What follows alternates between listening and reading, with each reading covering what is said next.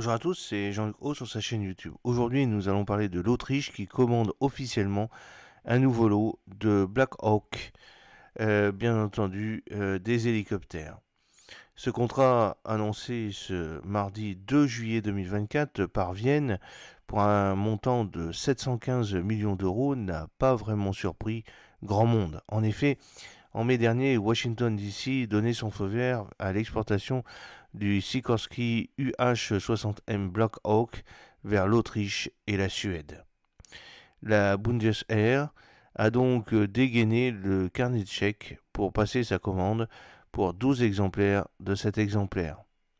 Et oui, il devra à terme remplacer les actuels Agusta Bell AB-212 d'origine italienne.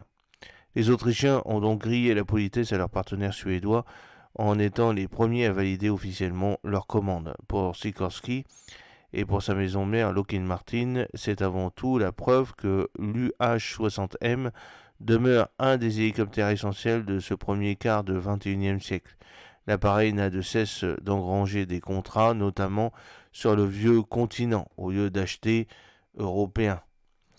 Pour la Bundesair, c'est donc une histoire de fidélité puisque 9 S-70 Black Hawk sont déjà en dotation depuis plusieurs années.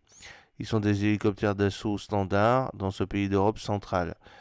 Vienne ne cache d'ailleurs pas son ambition d'ici le début de la décennie prochaine d'afficher une flotte restreinte à deux modèles de voilure tournante, l'Agusta Westland AW169M Lyon et le Sikorsky UH-60M S-70A Black Hawk.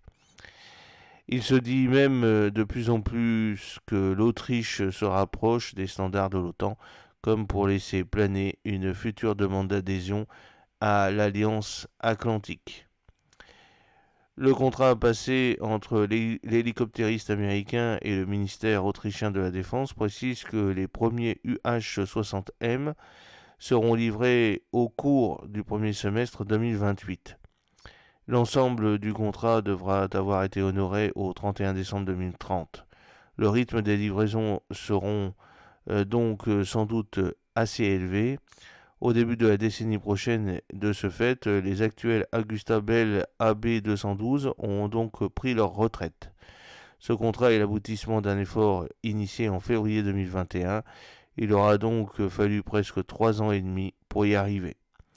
J'espère que cette petite vidéo vous a plu. N'oubliez pas de cliquer sur le pouce pour la promouvoir, de vous abonner si ce n'est pas encore fait et de partager cette vidéo sur vos réseaux sociaux.